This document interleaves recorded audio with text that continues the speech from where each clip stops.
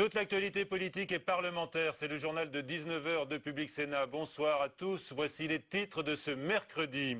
François Hollande n'avait jamais été aussi sec avec la Commission européenne. Elle n'a pas à nous dicter ce que nous avons à faire, lance cet après-midi le chef de l'État, juste après une demande de Bruxelles de réformer les retraites dès cette année. J-1 au Sénat avant le grand débat qui donnera naissance aux métropoles, un statut particulier pour rendre les plus grandes villes encore plus autonomes, puissantes et attractives. Invités du 19 h, Gérard Collomb et Michel Mercier qui ont initié cette évolution à Lyon et bien sûr dans le département du Rhône. Et l'écologiste Ronan Dantec, mécontent lui des projets gouvernementaux de décentralisation, sera également avec nous. Premier mariage gay aujourd'hui à Montpellier devant de nombreux invités et 200 journalistes venus du monde entier. Le oui de Vincent et Bruno. Un jeune converti à l'islam a reconnu être l'auteur de l'agression au cutter du militaire samedi à la Défense. Alexandre, 22 ans, a été arrêté ce matin dans les Yvelines. Il a agi au nom de son idéologie religieuse, a indiqué le parquet de Paris. Autre succès policier, le braqueur en cavale Redouane Faïd a été cueilli cette nuit dans un hôtel de Pontault-Combault en Seine-et-Marne. 6 semaines après son évasion spectaculaire de la prison de Séquedin dans le Nord, l'ennemi public numéro 1 a été transféré cet après-midi au palais de justice de Lille. Ils se sont donc dit oui devant les caméras du monde entier. Vincent et Bruno forment le premier couple gay marié. Première cérémonie du genre à Montpellier aujourd'hui. Bruxelles accroît donc sa pression sur Paris pour plus de réformes, plus de compétitivité, plus d'assainissement des comptes publics. La Commission européenne réclame notamment une réforme des retraites dès cette année. Jean-Marc Ayrault se déclare pas surpris, assurant que la France allait respecter ses engagements, en précisant toutefois « nous ferons les réformes à notre manière ». Mais François Hollande a surpris un peu plus tard en tenant des propos beaucoup plus rudes. Il a affirmé à Rodez « la Commission n'a pas à nous dicter ce que nous avons à faire, elle doit simplement dire que la France doit rétablir ses comptes publics ». Fin de citation du chef de l'État. Notons que le Sénat a reçu aujourd'hui la visite du président de la Cour des comptes qui, lui aussi, a poussé dès hier le gouvernement à entreprendre des réformes ambitieuses. Jean-Luc Mélenchon, lui, de son côté, voit les recommandations de la Commission européenne, voit dans ses déclarations une déclaration de guerre sociale contre le peuple français. Confirmation après les propos offensifs de François Hollande, là encore mais dans un autre sujet hier, que l'État se portera partie civile dans l'affaire Tapie. Le président de la République avait précisé hier que les intérêts de l'État seraient défendus alors qu'un éventuel trucage de l'arbitrage privé rendu en faveur de l'homme d'affaires fait débat. Camilla Campusano nous en dira un peu plus tout à l'heure. Avec nous donc ce soir, Gérard Collomb, sénateur maire PS de Lyon, président du Grand Lyon, et Michel Mercier, sénateur centriste, vice-président du Conseil général du Rhône. Ronan Dantec va nous rejoindre. Messieurs, on va exposer dans un instant ce qui est en cours dans votre ville et dans votre département, mais il y a quand même des réticences. On va en parler également. Et oui, il y en a, par exemple, Villeurbanne, ville toute proche de Lyon. Gérard Collomb voit d'un mauvais œil ce qui se passe, c'est ce que nous raconte Cécile Sixou. À quelques heures de l'examen en séance, le rapporteur du projet de loi de décentralisation apparaît soulagé. Les sénateurs ont beaucoup œuvré pour faire entendre leur voix et corriger le texte initial du gouvernement. Avec ce premier volet de la loi, il faudra désormais compter avec les métropoles. Si le statut de Paris, Marseille et Lyon est déjà fixé, les villes de plus de 400 000 habitants pourront demander à être reconnues comme métropoles. Pour des villes moins importantes, mais tout de même capitales régionales, elles pourront obtenir le statut de communauté urbaine. Cas particulier pour Lille et Strasbourg, qui deviennent métropoles européennes. On a toujours raisonné sur la décentralisation. La région fait le développement économique, le département fait le social, la commune fait les actions de proximité, par exemple. Ici, on cherche à dire comment tous peuvent concourir dans le respect de leurs compétences respectives, mais tous peuvent concourir à un projet commun. Les régions, les départements, les métropoles, les communautés de communes, les communes vont donc devoir travailler ensemble et partager leurs compétences. L'issue du vote de la loi reste inconnue. Le gouvernement n'est pas assuré de réunir une majorité sur ce texte sensible. Quant à la question cruciale des dotations, du financement des collectivités, l'exécutif préfère l'aborder dans un second temps. Voilà donc pour ce texte qui sera débattu demain au Sénat. Gérard Collomb, Michel Mercier, on peut dire que vous êtes les précurseurs en la matière? Oui, je crois. On a lancé une idée à la fin de l'année dernière. On regardait quelle était la réalité locale. On voit que dans le département du Rhône, l'agglomération de Lyon, la communauté urbaine de Lyon, fait à peu près les 2 tiers de la démographie. On a pensé que c'était bien d'essayer de créer une métropole de manière, d'une part, à pouvoir mieux rayonner sur le plan international, puis en même temps à résoudre les problèmes qui sont ceux de nos populations. Alors, Michel Mercier, qu'est-ce que vous perdez, vous, dans l'opération? C'est la question qu'on se pose. Et qu'est-ce que le département perd? Mais je pense qu'il faut arrêter d'être dans des idées qui perd gagne. Moi, je pense d'abord que la situation à Lyon et dans le Rhône est une situation très particulière. Et ce qu'on a proposé à Lyon, c'est pas forcément un modèle pour tous les autres. Je crois que la République, elle sera forte si elle accepte une certaine diversité. La situation est particulière chez nous, comme vient de le rappeler Gérard Collomb. La communauté urbaine, c'est-à-dire Lyon plus les communes qui sont autour, les plus proches, représente 1 350 000 habitants sur 1 750 000, grosso modo, que compte le département du Rhône. Et cette population, elle est sur un territoire très petit. Il y avait donc une agglomération très dense. Et qu'est-ce qu'on a voulu faire? En tous les cas, moi, ce qui me meut dans cette affaire, c'est d'abord et avant tout la recherche de l'efficacité de l'action publique. Au risque de dépouiller un peu votre département? Mais c'est pas un problème d'être dépouillé ou pas dépouillé. C'est pas comme ça qu'il faut présenter les choses. C'est qu'est-ce qui fait qu'on sera plus efficace, qu'on fera mieux les choses. Et je pense en effet qu'enlever une institution sur ce territoire-là très particulier permettra à la métropole de grandir, d'être plus dynamique, plus efficace.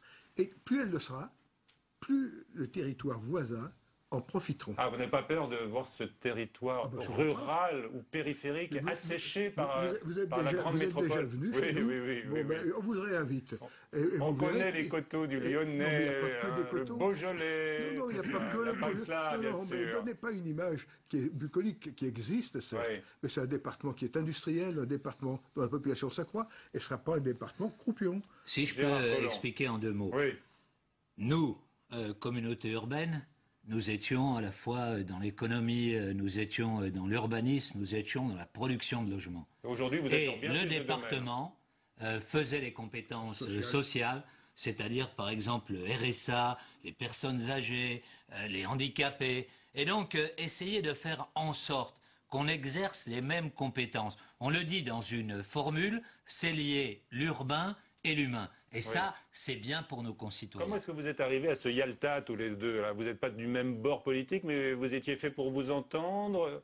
Il y a quelquefois, il faut passer au-delà des étiquettes politiques de manière à pouvoir... Pour pouvoir être d'accord sur l'essentiel. D'accord. Voilà. Est-ce que ce qui vous a réuni, c'est éventuellement la méfiance des Lyonnais, peut-être historique, Gérard Collomb, Michel Mercier, contre les Jacobins de Paris? Non, on n'est pas contre Paris. Mais nous sommes des décentralisateurs conséquents. Des décentralisateurs, des Girondins conséquents, et on pense que c'est la meilleure façon de développer Lyon. Très bien. Qu'est-ce que vous maîtrisez maintenant l'un et l'autre qui vous échappait jusqu'à présent? Vous avez répondu à cette question déjà en partie, hein, Gérard Collomb, mais vous par exemple, Michel Mercier? Je pense que le département du Rhône qui va exister, il sera juste au milieu des départements français, le 51e département français. Donc c'est pas le dernier, ce sera pas le premier, mais... C'est pas une position centriste, mais médiane qui vous convient. Vous pouvez dire ça comme ça, si ça vous permet de faire un commentaire supplémentaire. Moi, j'accepte volontiers l'idée que ce département-là, il va continuer à vivre bien, il va continuer à travailler bien, et on travaillera avec la métropole, comme la métropole travaillera avec nous, parce que les habitants de la métropole, du département, bougent, et on va essayer, par exemple, ensemble, de monter une vraie politique de transport, parce que la métropole en a besoin, et le département en a besoin. Alors, vous vous êtes bien entendu, vous semblez très bien vous entendre toujours, mais est-ce que vous avez consulté les habitants, les Lyonnais, les habitants du département dans cette affaire-là? Vous savez, au départ, lorsqu'on a lancé cette initiative, évidemment qu'il y avait un effet de choc. Aujourd'hui, on a très largement consulté. On a réuni, par exemple, tous les conseillers municipaux, tous les conseillers d'arrondissement, de l'ensemble du territoire. Je vous dis ça parce que métropolitain. certains on dit, oh là, on a affaire à deux braqueurs. Hein, il y a des élus qui ont Non. dit ça. D'abord, si vous nous regardez, on n'est pas des braqueurs. Ouais. On a simplement essayé de ne pas faire prédominer notre intérêt personnel et de rechercher comment satisfaire l'intérêt général.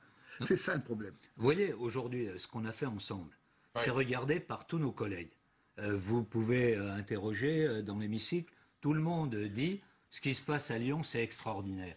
Et c'est dommage qu'on n'arrive pas à faire ça, par exemple, à Marseille. À Marseille, c'est la guerre ouverte entre tous les élus. Mais Ils oui, vont mais même c'est manifester peut-être devant ça. le Sénat, toute tendance confondue, demain. C'est peut-être cela le problème. Et il faut effectivement qu'il puisse y avoir un élan pour ces territoires. Vous voyez, on connaît bien à la fois Marseille, et on a regardé l'exemple de Barcelone. On a vu une ville qui allait de l'avant, une autre qui avait tendance à connaître de plus en plus de difficultés. Il faut repartir de l'avant et tous les élus doivent vouloir ensemble repartir de l'avant. Alors, vous avez cité Barcelone, Gérard Collomb. Quelles sont les grandes rivales, hein, quelles sont les villes qui vous inspirent en Europe? C'est donc Barcelone, je ne sais pas, c'est Milan, si on s'approche de Lyon. C'est quelle ville? On voit bien aujourd'hui en France que Lyon a franchi une étape. Mais aujourd'hui, nous, on est en concurrence avec effectivement Barcelone, avec Milan, avec Manchester, avec Munich. Et par rapport à ces grandes villes, nous sommes encore des nains. Donc il faut que nous progressions, à la fois en faisant la métropole, en développant avec nos voisins, par exemple avec Saint-Étienne, avec le Nord-Isère, un pôle métropolitain, de manière à pouvoir former. Vous voulez aller encore plus loin? Nous sommes déjà allés plus loin, de manière à former un ensemble urbain d'à peu près 2 500 000 habitants. Alors vous dites, les élus admirent ce que vous avez fait, au Sénat particulièrement. Jean-Vincent Placé, le patron des sénateurs écologistes, était notre invité. Et s'il critique, comme vous, Ronan Dantec, les projets du gouvernement en matière de décentralisation et même de métropole, sur Lyon, il ne trouve rien à redire. Et vous, Monsieur Dantec? Non, les élus écologistes lyonnais, qui ne sont pas toujours en accord avec Gérard Collomb, soutiennent aussi la démarche, puisque la démarche est claire. Effectivement, et Michel Mercier l'a dit, mais je trouve que sa voix est assez unique dans le concert au moment où s'ouvre ce débat sur la décentralisation, qui d'ailleurs n'est pas un débat sur les métropoles. C'est intéressant de voir votre titre. Il y a quand même un titre 1 dans la loi que nous commencerons à étudier demain, qui est le cadre un nouveau moment de décentralisation en France. Et finalement, le fait d'avoir saucissonné la loi fait qu'on retient la partie métropole. C'est une loi normalement cohérente, qui devrait être aussi une loi où il est question de renforcement des pouvoirs régionaux, et le terme région n'a pas été utilisé jusqu'à présent. Donc, sur la situation lyonnaise, l'efficacité, c'est effectivement de considérer qu'à un moment, sur un territoire urbain, les compétences sociales du Conseil général doivent être assumées par le territoire urbain. Ça, c'est quelque chose qu'on porte nous aussi. Nous, on va plus loin en considérant qu'à terme, l'échelon départemental ne sera peut-être pas nécessaire si on renforce les régions et le fait urbain. Donc ça, aller jusqu'au bout de la réforme, par exemple, à Lyon, ça aurait été de supprimer le département du Rhône. Vous pouvez le dire à Michel Mercier, c'est ça. Et d'associer probablement plus la région. C'est-à-dire que comment on assure la solidarité entre les territoires, qui joue la carte de l'aménagement du territoire et ce dialogue nécessaire entre la région et les grandes aires urbaines, c'est un peu absent pour l'instant de cette vision métropolitaine telle qu'elle est défendue. Mais je crois que Lyon, effectivement, est quelque chose sur lequel on se retrouve. Nous sommes les seuls aujourd'hui à soutenir la démarche sur Marseille. C'est-à-dire, il y a la même logique. Gérard Collomb, vous allez pouvoir vous rapprocher des Verts. Hein, mais je l'espère bien. Voilà, avec cette réforme. Point. Mais les questions qui sont derrière sont autres aujourd'hui. Quelle est l'articulation pour plus d'efficacité de l'action publique, pour plus de solidarité territoriale dans cette loi? Aujourd'hui, nous n'en voyons pas la logique, et il manque notamment, ça a été légèrement abordé tout à l'heure dans votre question, un élément clé qui est la démocratie. On ne peut pas renforcer le pouvoir des grandes villes, le pouvoir métropolitain, sans un scrutin direct pour élire le président de la métropole. Ça semble quand même assez difficile à imaginer. Donc ça, c'est quand même un élément qui manque dans la loi et sur lequel nous sommes là extrêmement mobilisés. Alors justement, à Lyon, je disais, même si vous dites aujourd'hui que vous avez réussi à créer un consensus, il y a quand même des tensions qui existent. Je citais la ville de Villeurbanne tout à l'heure. Avec quand même des réticences. Je crois, si vous voulez... réagissez tout de suite et on y va ensuite. Allez. On va d'abord à Villeurbanne. Si vous voulez, allez, on y va, avec Cécile Sixou, et vous réagissez ensuite, Gérard Collomb et Michel Mercier. Bonjour. Vous allez bien? Vous allez bien? Ça va et vous? Bonjour. Tout se passe bien, pas de soucis particuliers à nous signaler? Ça va aujourd'hui? Patrouille de routine dans les rues de Villeurbanne. Ici, agents municipaux et commerçants se connaissent bien. Une proximité essentielle pour le chef de la police. Alors, que va changer la métropolisation? Il s'interroge. La police municipale est quand même une police de proximité et on est quand même proche des habitants. Donc il ne faudrait pas que la mise en place de cette métropole nous éloigne de la population villeurbannaise. Police, petite enfance, retraite, culture, la nouvelle métropole va réorganiser la gestion de ses compétences. Des changements qui inquiètent Jean-Paul Brett, le maire de la ville. Quand quelque chose ne va pas dans une commune, c'est le maire qu'on va voir, c'est pas le président du Grand Lyon ou de la métropole, c'est comme ça. Et pour que le maire puisse dire quelque chose, il faut quand même qu'il garde une capacité d'agir. S'il est sous-tutélisé, disons, parce que ça existe, par un président de métropole, je veux dire, il perd sa capacité d'agir. Qui va faire quoi? Rien n'est encore tranché. Mais pour Éric Grignard, le chef des services de la ville, ce partage des compétences risque d'être compliqué. Ça se joue entre les maires, les 58 maires de la métropole, et le président de la communauté urbaine. Après, il faut bien dire, il y a une certaine hétérogénéité entre les villes qui composent la métropole. Et dès lors, les principes d'action qui pourront être trouvés, qui pourront être satisfaisants pour une commune, ne le seront pas forcément pour une autre. Pour porter la cause de Villeurbanne au Parlement, Jean-Paul Brett a une alliée de poids, Pascale Cresson. La députée du Rhône est également membre de la commission des lois à l'Assemblée nationale. Elle pourra défendre la voix des petites communes. Alors voilà, la voix des petites communes et la question de la démocratie, effectivement, qu'évoquait Renan Dantec. Comment est-ce que vous la prenez en compte? Ce n'est pas une petite commune, c'est la deuxième commune après Lyon, et une commune importante. Non, je crois que les problèmes qui étaient évoqués ne se posent pas du tout. Par exemple, sur la police, j'ai moi-même déposé des amendements parce qu'en tant que maire, je sais combien les maires sont attachés à leur pouvoir de police municipale. Et donc, ce qui sera sans doute transféré, c'est ce qui concerne des polices particulières, par exemple sur les déchets, sur l'assainissement, et pas du tout la police de proximité dont on parlait tout à l'heure. Il y avait un deuxième problème qui était sur les... On vous empêche d'être l'ogre que certains dénoncent alors quand même, hein? Mais personne ne dénonce, on vous dit que finalement il y a un grand consensus autour de ce projet. Donc personne ne veut manger personne. Michel Mercier, alors les maires des petites villes, vous pouvez parler en leur nom aussi, alors ils s'inquiètent. Non, je pense d'abord que, comme l'a dit Gérard Collomb, nous avons fait une grande série d'explications. On l'a fait à l'intérieur de la communauté urbaine et on l'a fait sur le territoire du département. Moi, j'ai fait tout le département. On a expliqué, on a vu les élus, on a parlé, on a dialogué pour voir comment les choses se feraient après. Et c'est quand même, bien entendu, une vraie révolution, ce que l'on fait là. Et les choses ne s'arrêtent pas un jour. Hein. Elles vont évoluer.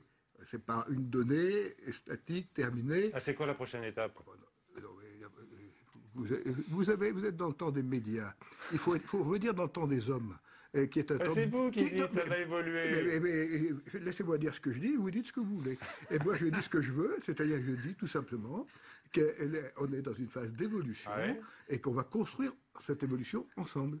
Et ce qu'a dit tout à l'heure le directeur de Villeurbanne est intéressant. Dans la métropole de Lyon, vous avez Lyon qui a 495 000 habitants, et puis vous avez aussi des villes qui ont 1000 habitants. C'est pas tout à fait la même chose, donc on peut pas tout traiter de la même façon. Bien sûr. Et il s'agit pas, moi je ne serai pas dans la métropole, donc j'en parle de façon peut-être plus théorique, mais les choses ne peuvent pas d'un coup, de baguette magique, ça va pas être les arrondissements de Paris, si vous voulez. Et il y a des communes, il y a des maires, et ils seront élus et ils auront la légitimité du suffrage universel. Dans le secteur plus lointain du département, je viens de réunir 5 communes. On a fait une commune nouvelle. On a gardé les maires. Et ils ont tous un rôle. Et c'est pas parce que vous avez une nouvelle organisation que le maire n'a plus de rôle. Non, monsieur Dantec. Oui, non, moi je crois qu'il manque des éléments. En fait, vous partez d'un mauvais exemple, puisque c'est un exemple assez unique. Parce qu'il est bon. Le terme extraordinaire était assez juste, mais l'ordinaire de la loi qu'on va débattre à partir de demain n'est pas celui-là. L'ordinaire de cette loi, c'est un échec un véritable échec français dans l'incapacité d'engager un nouveau stade de la décentralisation. On sait tous très bien autour de cette table que les réseaux ADF, ARF, AMF ont été incapables de se mettre d'accord et que ce là, vous citez gagne... toutes les associations d'élus qui représentent tous les échelons administratifs. Il y a eu une extrême frilosité alors que nous avions besoin de plus d'efficacité de l'action publique. Plus d'efficacité pour faire des économies, mais plus d'efficacité aussi pour renforcer la solidarité territoriale. Par exemple, quand on parle des villes moyennes, qui est un sujet qui nous importe, je déposerai d'ailleurs moi aussi un amendement sur le pôle métropolitain. Mais pour faire du pôle métropolitain, justement, l'espace de dialogue et de solidarité territoriale entre la grande ville et finalement l'ensemble des territoires qu'elle impacte. Parce que finalement, elle a des responsabilités de solidarité sur des territoires qui sont en dehors de son périmètre. Et en le faisant, en étant en dialogue, évidemment, avec la région. Moi, je rappelle quand même que ce rôle d'aménagement du territoire et d'équilibre territorial, et là, comment ça va se faire entre Grenoble et Lyon, je pense que ça fait partie du sujet, est au cœur du sujet. Et qu'au niveau national, cette loi est un échec, mais que je ne fais pas... C'est pas uniquement un problème dans la manière dont Maryse Lebranchu a pu porter cette loi. Elle a mis beaucoup d'énergie pour y arriver. Vous pensez aux résistances, mais les résistances au corporatisme sont en quelque sorte terribles. des élus. Voilà, entre les patriotismes d'organisation, le fait de ne pas garder ce qu'on avait soi, et Michel Mercier là-dessus est un exemple assez unique, puisque lui n'a pas gardé sa part de compétence. On n'a pas avancé. On n'a pas avancé. Donc maintenant, il nous reste une dizaine de jours ici pour essayer de faire évoluer les choses. Est-ce que vous êtes d'accord déjà sur le constat, sur le fait de dire que c'est totalement d'accord sur ce nouvel acte de la décentralisation est un échec? Non, c'est pas un échec. On aurait pu, ce qu'il dit, on aurait pu aller plus loin. On aurait pu aller plus loin. Et c'est vrai que cela interroge les élus. Gérard Collomb, on va vraiment pas très loin. Comment ? Au-delà de la situation lyonnaise, on ne va pas très loin. Par rapport à l'énergie qu'on a mise sur ce débat, on accouche d'une souris. Alors on a encore 10 jours pour essayer de recréer une dynamique, et donc nous on va aller à fond sur cette dynamique. Je vous vois sceptique, mais je reste toujours... Vous ne serez pas aidé, on a compris. Non, et puis aujourd'hui, nous on dit, si ça ne bouge pas, on votera contre. Si la loi passe quand même, il y aura un progrès essentiel sur Lyon. Il y aura un progrès quand même essentiel, me semble-t-il, sur Marseille, Aix, l'ensemble de cette région. Il y aura quand même la reconnaissance des métropoles. C'est une loi sur l'aménagement du territoire et vous qui êtes élu de Nantes, vous savez ce que ça signifie. Il faut effectivement dynamiser les grandes villes. Donc ça, c'est déjà bien. C'est un progrès. Il faudra encore franchir bien d'autres pas, c'est certain. Michel Mercier. Alors, on peut faire un constat, c'est qu'il est dans ce pays extrêmement difficile de faire bouger l'organisation territoriale. Alors, nous, on a choisi une méthode.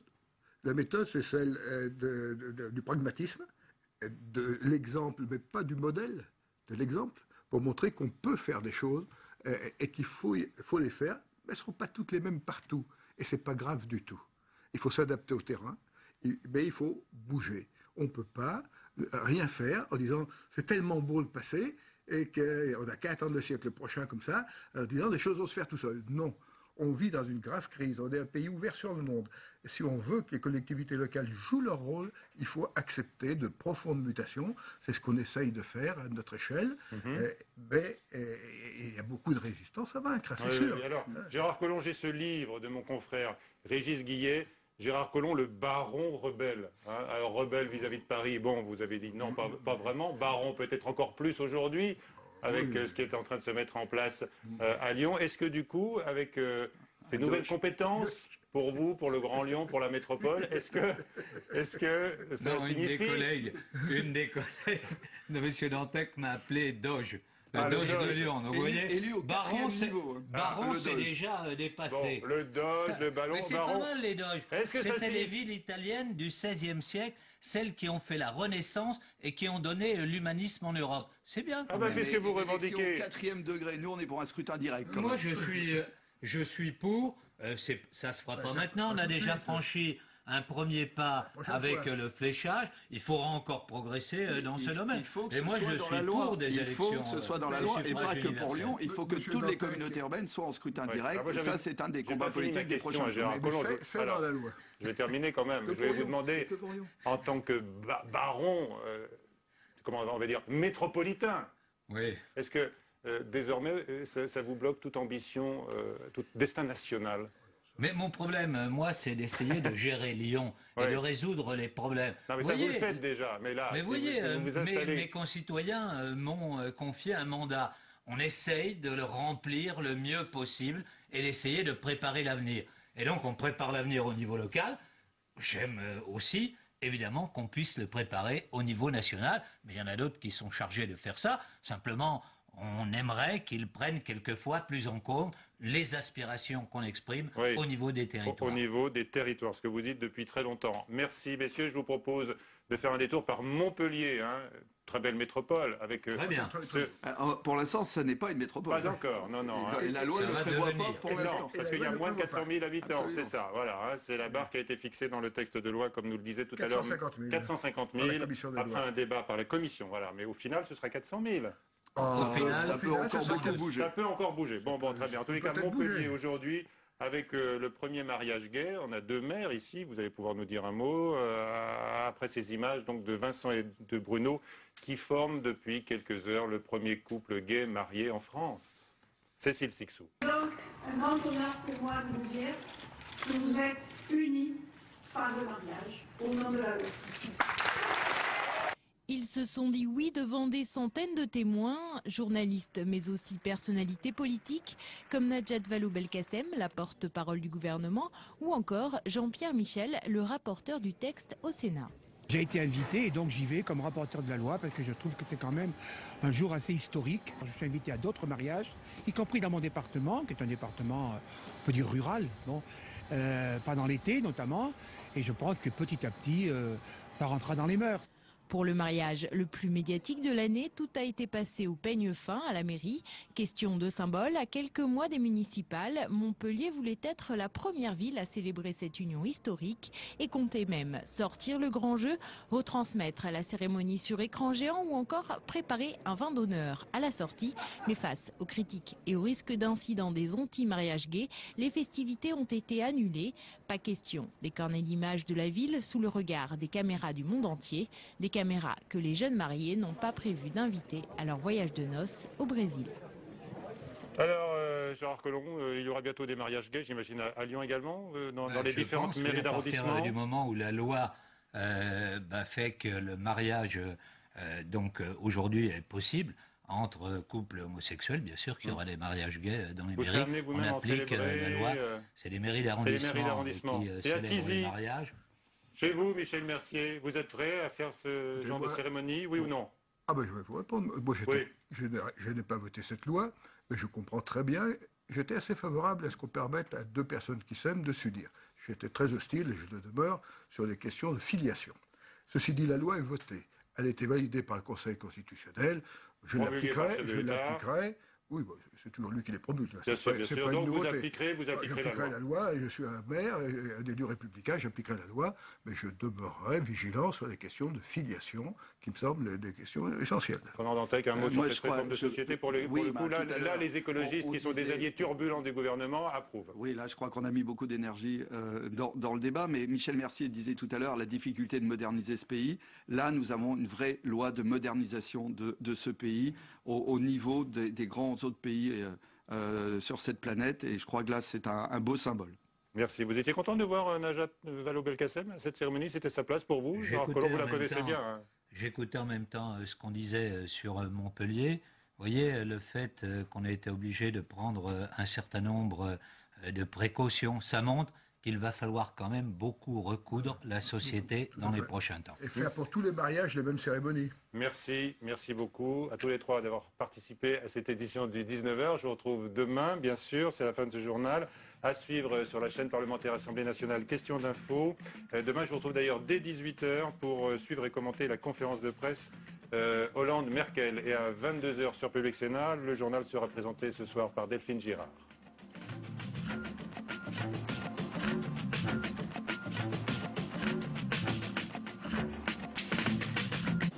Bonsoir. Bonsoir. Est-ce que vous savez quand va arriver François Hollande? En France, on dit qu'il manque de charisme, mais à l'étranger, il n'en a pas du tout. charismatique passe-partout. Les humoristes sont-ils particulièrement durs avec François Hollande? Quels traits de son caractère mettent-ils en avant et quelle image donne-t-il d'un pouvoir en pleine tourmente? Cette semaine, nous déshabillons en tout bien, tout honneur, les marionnettes, pastiches et caricatures de François Hollande et de ses amis socialistes. Déshabillons-les, ce soir à 18h15 sur Public Sénat.